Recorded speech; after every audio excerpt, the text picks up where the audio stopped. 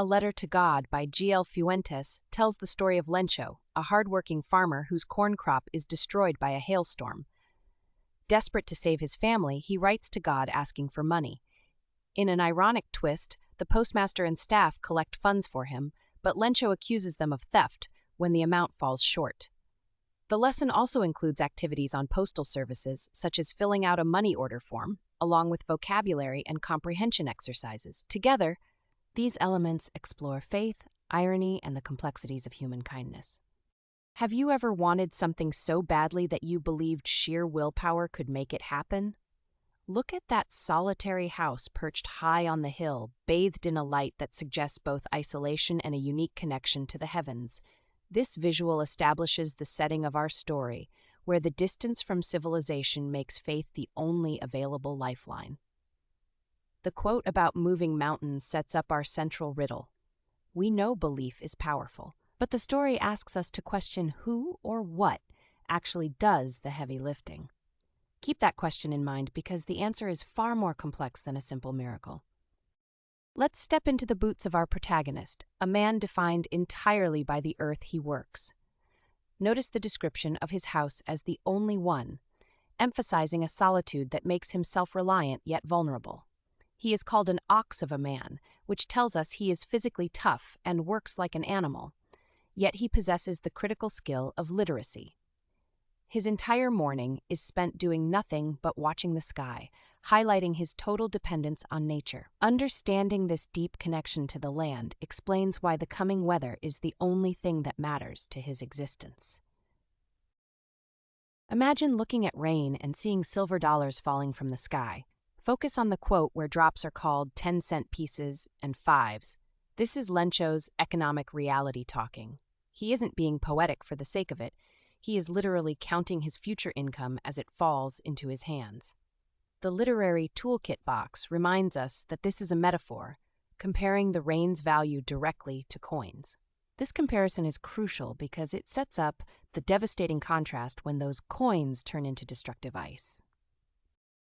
The mood shifts instantly here as the weather turns from a blessing into a violent curse. Notice the sharp, jagged crystals in the artwork, representing the large hailstones that begin to shatter Lencho's hope. The text describes the field as turning white, as if covered with salt, a powerful image of sterility and death. This moment is the turning point, transforming the new coins into the agent of his total financial ruin. It reminds us how quickly nature can flip from a provider to a destroyer. Silence often follows a storm, and here that silence is filled with despair. Look at the defeated posture of the figure in the field, surrounded by broken stalks that offer no harvest. Comparing the hail to a plague of locusts implies that even a swarm of insects would have left more food behind than this ice did. Lencho realizes that his hard work has been undone by a force beyond his control, cementing the human versus nature conflict. This total destruction triggers the desperate need for help that drives the rest of the plot. Let's pause the action and make sure we are tracking the emotional roller coaster Lencho just rode. Consider the shift in the rain. It started as coins of hope and ended as the cause of his ruin. Ask yourself what Lencho was feeling when the hail finally stopped and he looked over his white fields. These questions prompt you to verify your understanding of his transition from joy to desperation. Reflecting on these pivots helps us understand the sheer desperation required to write a letter to the Almighty. When all earthly help fails, where does a desperate man turn? Zoom in on the envelope simply addressed to God. It represents an act of pure, unfiltered innocence. Lencho believes God sees everything, even deep within his conscience, making this a private transaction made public. This specific request for 100 pesos isn't greed, but a calculated survival budget to sow his field again. It captures the singular focus of the residents of that solitary house. Hope is their only strategy left.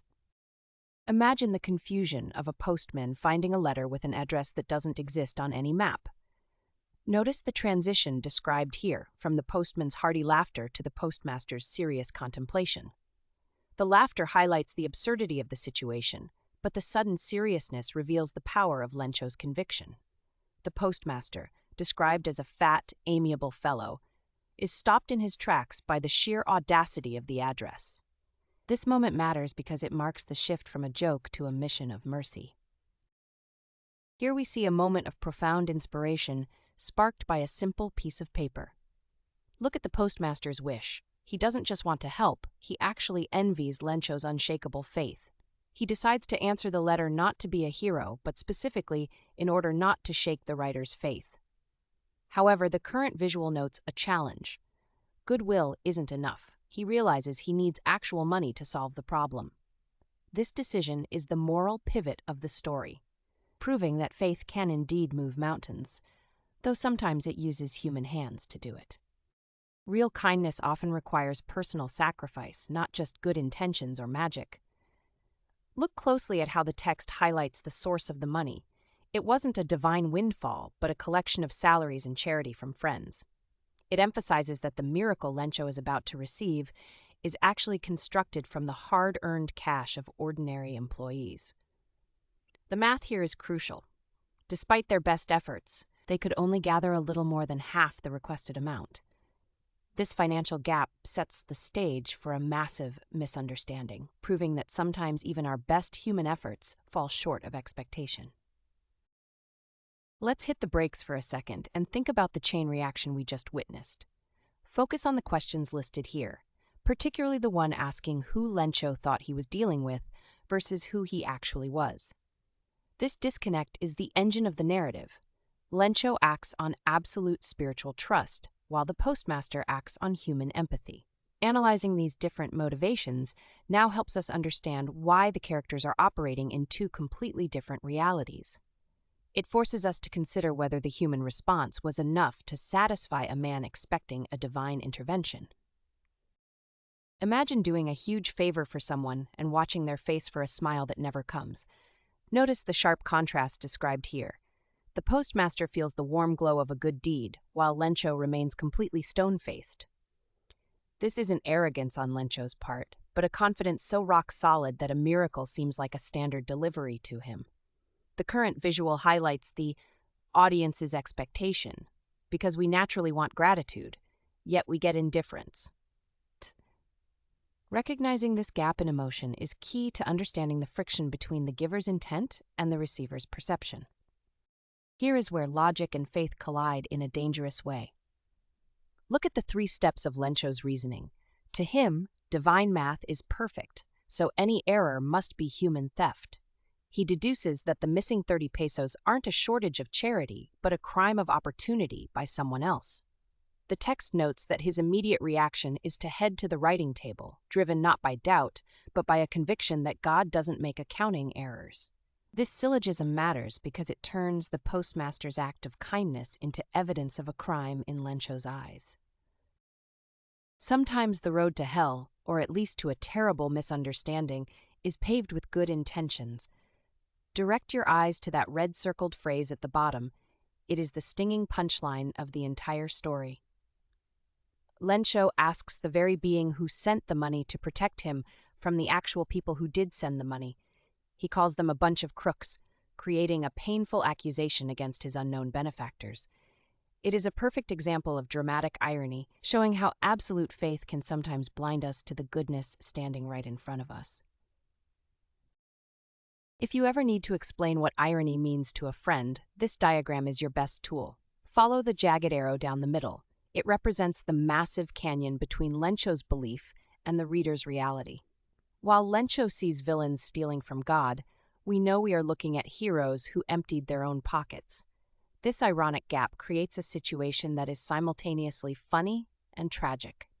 Grasping this concept is essential for your exams, as it is the central literary device the author uses to deliver the story's message.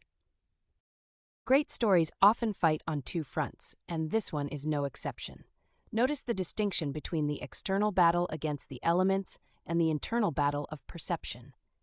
The first conflict pits a helpless man against a hailstorm, which is impersonal and absolute.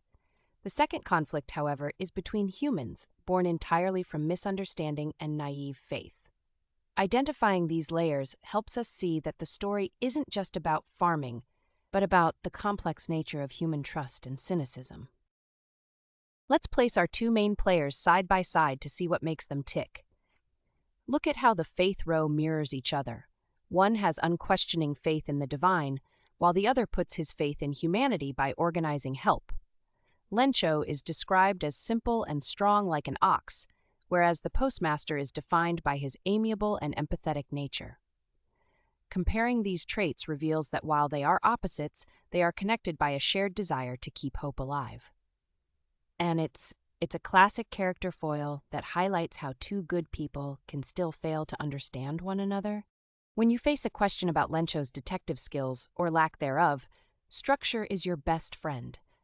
Observe the flow from the direct no to the reasoning and finally, the backing evidence. Lencho didn't investigate the sender because you don't fact-check a miracle, you simply accept it as a transaction. The quote proves his lack of surprise was due to confidence, not arrogance. Mastering this point explanation evidence technique will serve you well in any literature analysis you write. Authors don't just use words, they paint pictures, and here is our gallery of comparisons. Check the progression from mountains to coins to frozen pearls. Each object is renamed to show its shifting value or danger. Rain isn't just water here, it's new coins, which explains why the storm feels like a bank robbery to Lencho. The comparison of locusts to the storm emphasizes that the weather was more destructive than a plague. Unpacking these metaphors unlocks the emotional stakes of the story, showing us that this isn't just weather, it is economic survival. Here is the philosophical heart of our tale, presented as a simple question against a sunset sky. Look at the text asking, what should we put our faith in? The story uses Lencho's experience to delicately pose this problem, leaving the final judgment up to us. It suggests that while faith can move mountains, placing it blindly can lead to ignoring the human hands trying to help. Thinking about this theme elevates your understanding from a simple folktale to a complex study of belief and perception. If this lesson helped you, please like and share it with others who may benefit. Subscribe to Pragnya Education for more clear, concept-driven learning. Keep learning, keep growing, with wisdom.